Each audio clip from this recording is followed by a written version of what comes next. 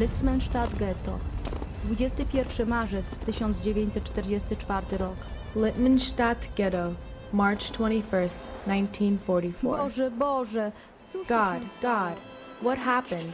How can we live in this morass, this mud, in this air filled with infectious germs? I've wondered many a time whether life was worth living. Fortunately, I know that despite everything, it is.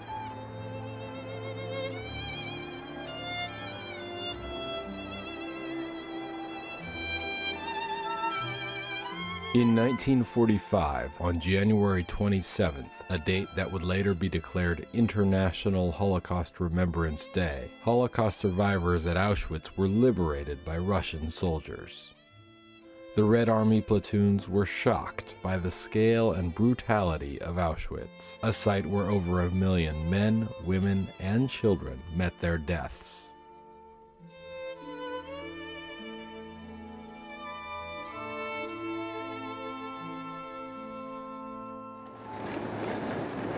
Five decades later, the granddaughter of Zenaida Berezovskaya, a doctor who had served with honors in the Red Army during World War II, discovered a mysterious package among her family's possessions in Moscow.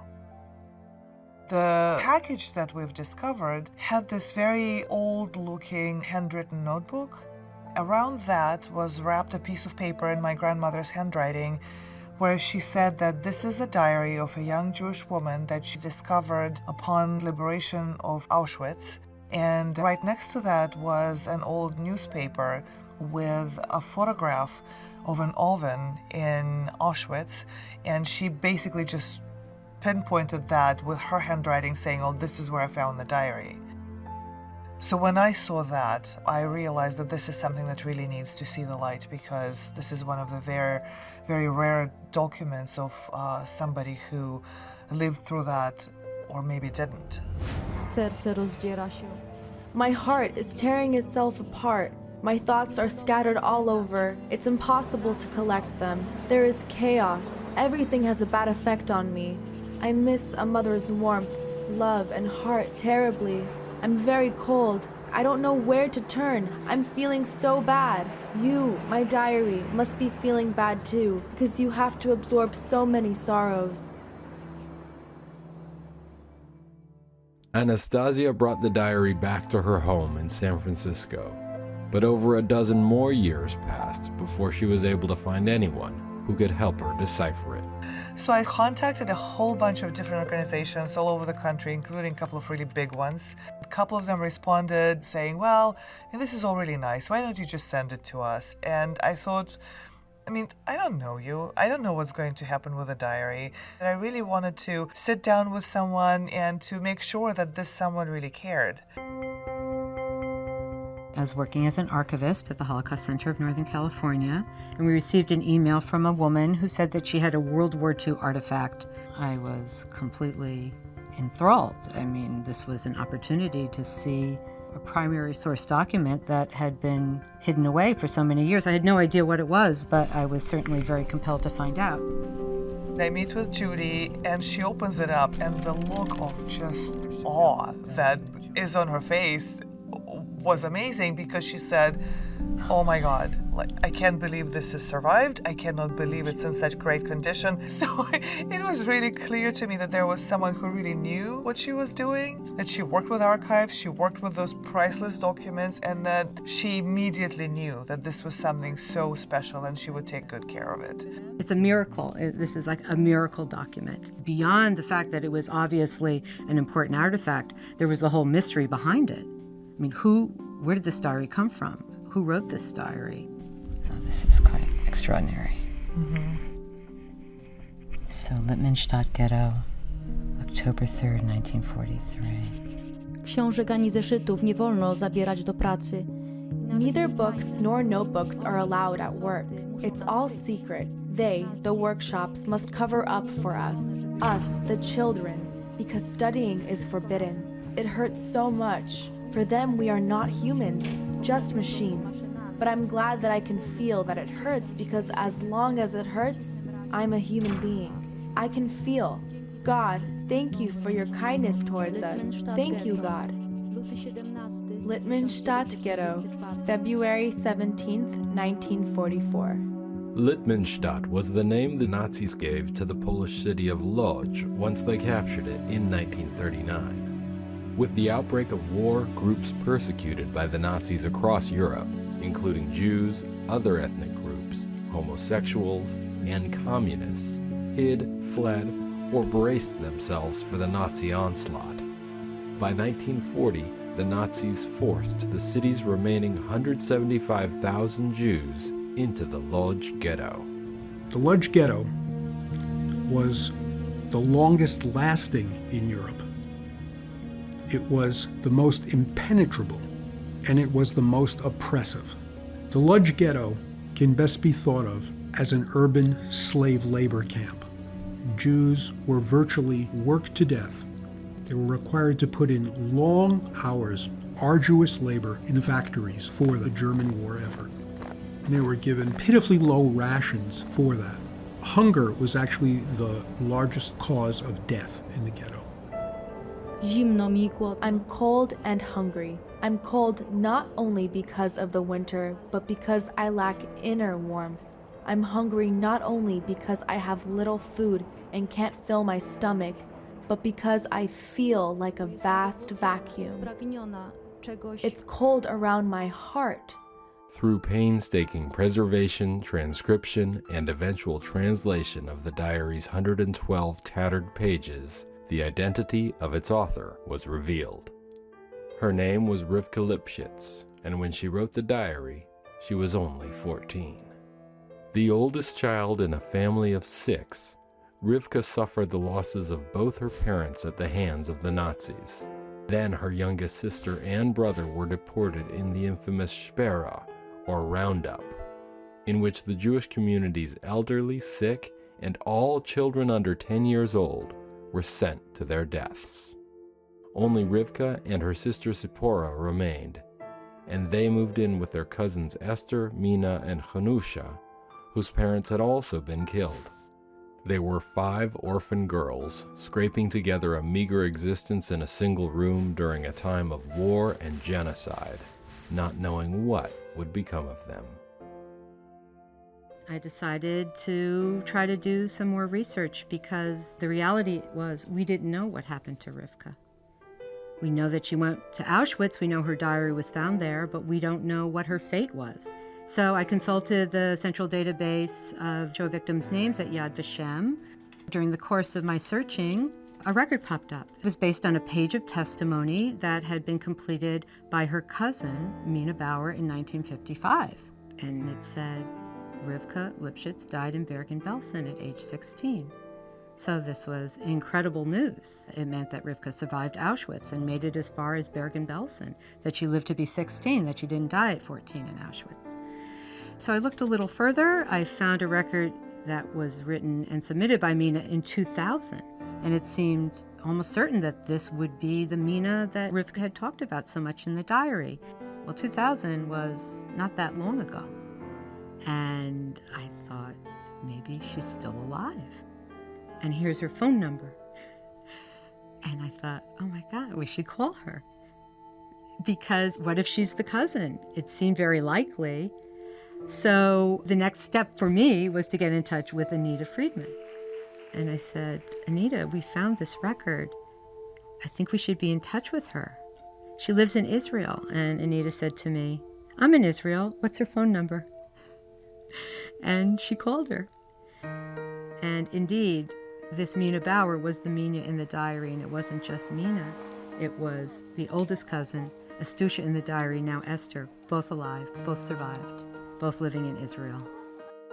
מדלגים בערב הזה גם בין האסון בהר הרצל לבין יום הזיכרון לשואה ולגבורה. אנחנו רוצים לספר לכם עכשיו את סיפורה של רבקה ליפשיץ, שהייתה בת 14 כשכתבה יומן ובו תיארה את הרעב והבדידות בגטו לודז. רק בשנת 2009, בזכות אותו גזיר עיתון, תגיע המעטפה ובתוכה היומן למרכז השואה בסן פרנסיסקו. I was very excited when I come to know that she write a diary. And all the memories come up to me suddenly. She was a very clever girl. She wanted the best, but not always the best come out. In the spring of 1944, with the Red Army only 90 miles away, the Nazis prepared to retreat and to liquidate the Jewish population of Lodz while they still had the opportunity. In a matter of months, 67,000 Jews, including Rivka, her cousins, and her sister, were sent from Lodz to Auschwitz. Their heads were shaved and they were stripped of their clothes and belongings, including Rivka's diary. Then they were forced to stand before the infamous Nazi doctor Mengele, who would determine their fate. Zipka, Rivka's only sister left to her, was selected and died in the gas chambers at Auschwitz. Rivka and her 3 cousins were sent to Christianstadt, where they spent the winter laying pipe under abysmal conditions. Then they were sent on a death march to Bergen-Belsen, where they arrived to find a camp rife with typhus and disease. And it was there that the middle cousin Hanusha died. She died of typhus on April 15, 1945, according to the cousins, which was the day that the British Army liberated Bergen-Belsen. But Rivka survived, and so did the 2 cousins. After years of starvation, a death march, and prolonged exposure to disease, Rivka's cousins Esther and Mina slowly began to recover. Before agreeing to be transferred to a hospital in Sweden where Esther and Mina could receive better care, Mina found Rivka in another hospital, unconscious. And I go to the doctor and ask how is her condition, and he said it is a matter of time. She will not survive. This was the last news of Rivka that reached her few remaining family members. Man kann das nicht verstehen. Also viele Jahre zu sein, nicht zu wissen, gar nicht. In Pitom hört man, es bin gefunden geworden, ein Tuchbuch. Ein Tuchbuch für eine Rivka? Das kann doch nicht sein. Also, es ist gewesen eine sehr große, wie soll ich sagen, man hat sich sehr gefreut, aber mit zusammen mit gewesen, nicht gekannt verstehen, noch so viele Jahre, Mama ist Anes. שלום אביטה! וואי, כל כך אני שמחה לראות אותך. Here I am. Here you are. Good to see you. Good to see you. Hello. Here we are. Thank you very much. Hello. אני מינה. Mina. וזאת אסתר. אסתר.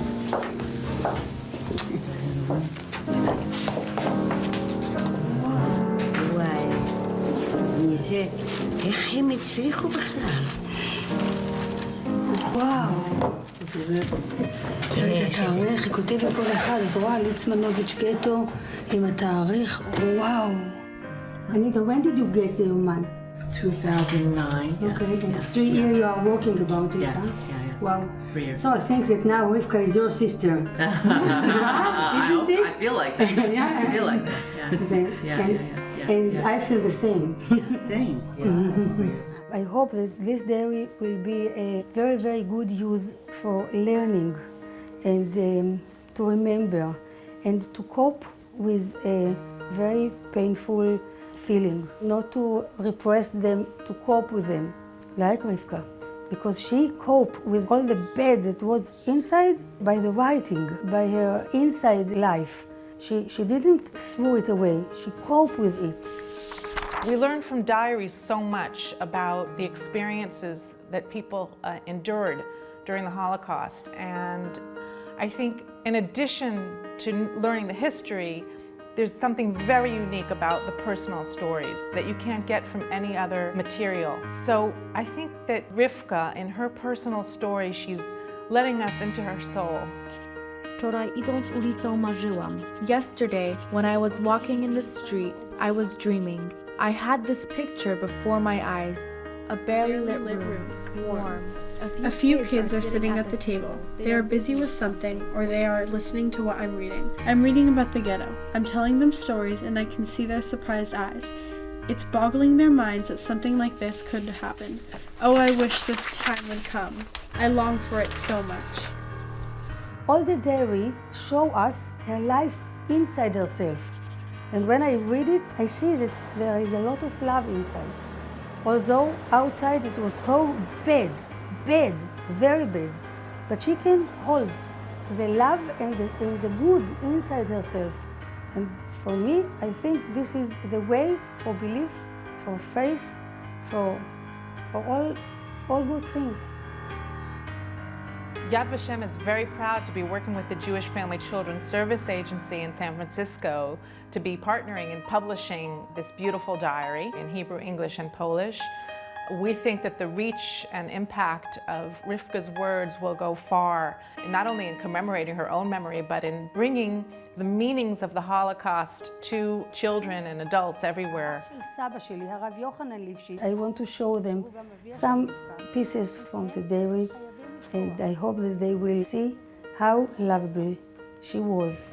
And as I like her so much, and I love her so much, maybe all of the audience will love her too. And she will be in us. Że życie jest trudne, jest piękne.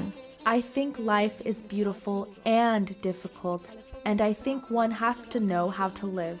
I envy people who have suffered a lot, lived a difficult life, and yet have won the battle with life.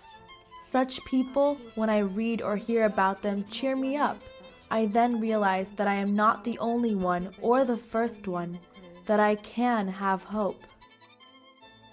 Since the discovery of the diary, additional records have been found indicating Rivka did not die in Bergen-Belsen, as her cousins had been led to believe, and that she lived at least for several more months. While it appears likely that Rivka passed away from disease sometime after the war, no concrete record of her death has ever been found. She only left a concrete record of her life, her diary, and she is survived by her 2 cousins and 3 generations of a growing and proud family now familiar with Rivka's unstoppable sense of hope.